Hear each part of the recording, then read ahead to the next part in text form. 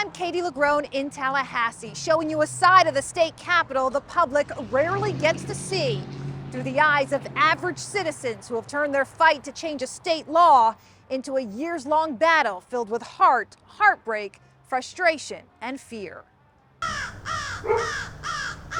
I've been waiting for this day a really long time. Let's grab 1, 2, 3, and today we are loading up and heading to Tallahassee. My dad was a Navy veteran, died of medical negligence, and he went to a hospital for knee pain. 5 days later, my dad was dead. And I was unable to have access to the civil courts because Florida's Wrongful Death Act, also known as the Free Kill Law. Whoa. My son Jojo passed away in 2019 after being refused emergency care. It was an egregious act for which no one is held accountable. Every single legislator will get a rose. I have a lot of hopes for this session. Here we go. All right. All right, we're doing it. It's just before 9 a.m., one day before the start of Florida's 2024 legislative session. Yep. Yes. Love you, Dad. Sabrina Davis and Marcia Shepler have taken off from work. Wow, this is the day. But not off the clock. How many appointments do we have today? A lot.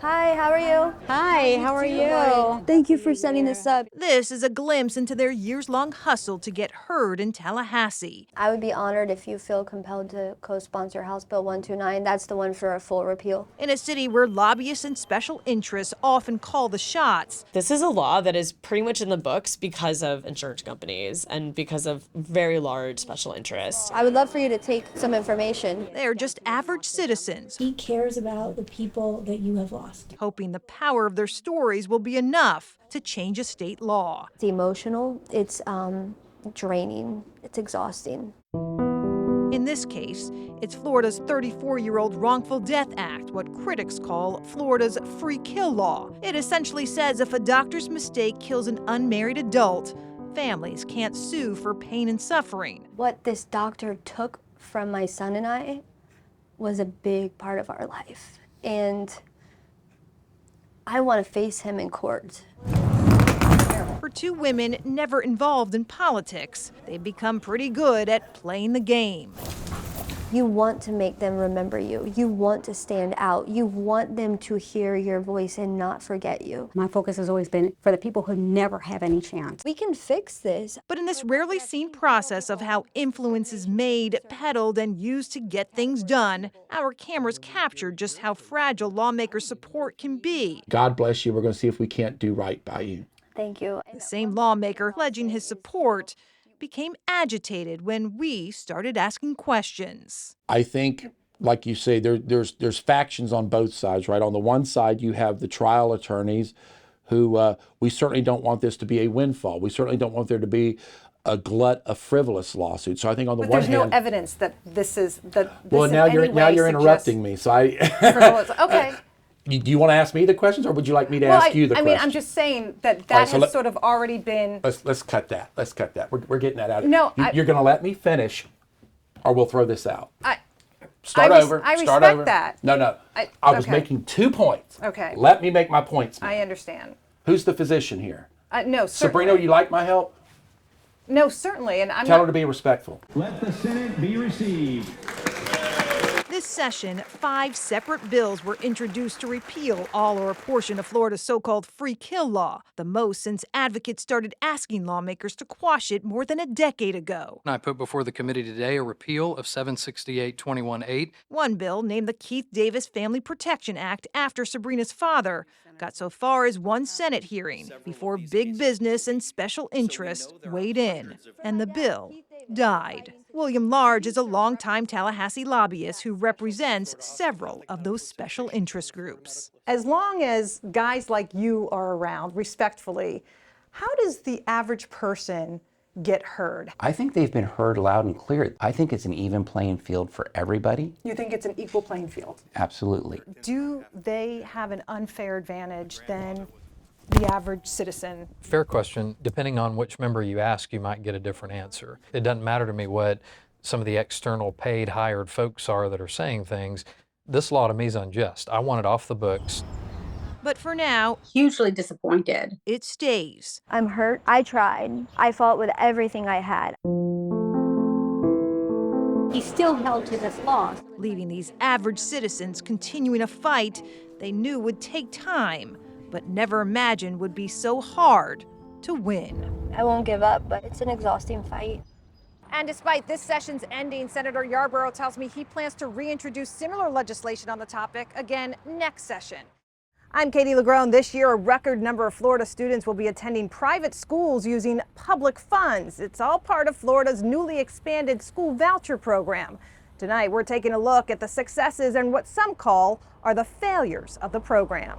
At a recent press conference in Tampa Bay about higher education, Governor Ron DeSantis was quick to cut me off when I asked about issues with student vouchers in K through 12. It had a bit of a rough rollout with payment delays and communication issues with Step Up. We're hearing that some of these issues still I disagree persist. with that. I mean, I'll tell you, when I go around, people come up and say, thank you for the scholarship. Parents all across this state are grateful for what we've done. This school year, vouchers have already been awarded to more than 475,000 Florida students, up at least 25% from last year, according to Step Up for Students, the state's main distributor of the money. The scholarships, which on average are worth about $8,000 per student and funded through state coffers and corporate tax donations, help families pay for private school or homeschool needs regardless of income. It's been amazing. But while parents we spoke with tout vouchers as a win, It gives parents choices.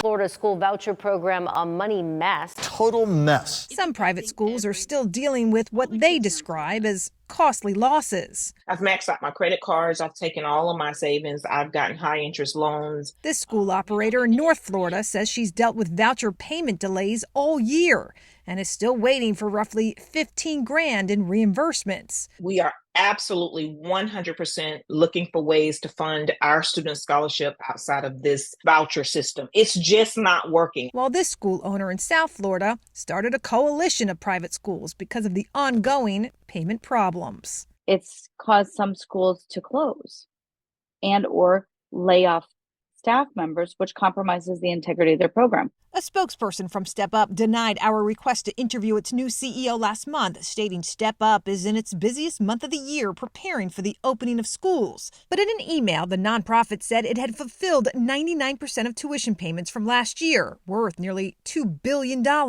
Still, the estimated $4 billion program this year continues to fuel criticism for lacking accountability, oversight, and its overall impact on public education in the state. Last year, student enrollment in a traditional public school was down, but only slightly, according to state data online. In Polk County, its superintendent tells us school vouchers haven't had much of an impact on enrollment numbers. Even though Polk County continues to grow, we are seeing more students stay in the public school system than making other options at this point. Please, we're hearing from both sides. Back in Tampa, I'm curious why these problems persist and what is the state doing about it? Do you want to take? Governor DeSantis passed off our questions to his education commissioner. There are individual instances where a payment can be delayed, but made sure he got the last word. Let's look at the big issue here is that we have led in ways that have empowered parents like no other state, that have given kids opportunities that they would have never had in most other states and would not have even had in Florida in the past. And that is a success story. To help get payments out on time, this year Step Up doubled its call center staff and upgraded its technology. Lawmakers also got involved this year, setting new deadlines for payment vouchers. I'm Katie Legrone in the city of Palmetto, where the devastation after Hurricane Milton is becoming all too real. Look at this mobile home, its carport completely destroyed, aluminum strewn all over the yard, and sadly for so many here, this has become their life. At Shadowbrook Mobile Home Park in East Palmetto, that's a brand new roof that folded over. Milton made a mess. I have no words. The Category 3 hurricane ripping off roofs, aluminum, and Jessica Miller's back lanai. Thank goodness this is it, and that we can be home tonight and sleep in our bed. But the devastation across her neighborhood, crushing. It's hard when you lived here for 10 years, and this is the worst it's ever hit. It's really bad. Around the corner, Bernadina Peters is also coming to grips. It's incredible. I never thought that would happen so bad. After losing the entire front side of her home. It's our home, but I don't know, really. It's so sad. I feel so bad. Yeah, you're starting to get emotional. Yes. It's hard. It's hard. But in this small mobile home park in this small West Coast town, neighbors are now helping neighbors clean up what Milton destroyed in stuff but couldn't break in spirit. I'm an optimist. We'll be okay. I'm glad this one's not hurt, though. That's the important thing. If devastation breeds resiliency, there's no more resilient community than this one. As a way to bring everybody together and give each other strength, tonight, the community is planning to host a community barbecue. I'm My Team investigator Adam Walser. A live power line goes down during Hurricane Milton, but it takes crews days to get it replaced, even after neighbors called repeatedly to report a live wire. Electrical linemen from another state finally showed up on Travis Boulevard on Friday, 9 days after Hurricane Milton. I think they're overwhelmed, very overwhelmed in the whole situation. Not only was power finally being restored to several homes, but neighbors were also relieved that a downed power line they believed was still energized was being moved from the sidewalk. How close could this have been to becoming a tragedy here? Oh, shoot. Any second. Yeah, any second. George Ross, Bishop Padilla, and Joe Gibbons Jr. formed a safety patrol after the line went down. It broke that night on Wednesday evening, and it went off twice after that. George's son ran over the wire, pulling into his dad's driveway the day after Hurricane Milton. We saw the sparks coming out from under them, and then the sparks went all the way up the wire. Jeez. It was scary. All three men heard the noise when the Jeep hit the wire. When it went off, you would jump about 3 feet. Boom, boom. I was about 20 feet away from him when I thought I was going to lose my son.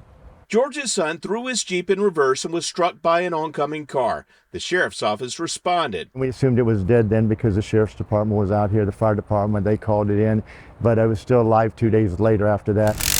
Bishop heard it then, too. It was like a big sound, like electrical sound. The deputy left yellow tape so neighbors could mark off the live wire. Wrapped it around the mailbox, then the pole, and then I realized that wasn't good enough, so I wrapped it around the bush. Bishop says his wife repeatedly called Tico. All 9 days, every day. She called Tico?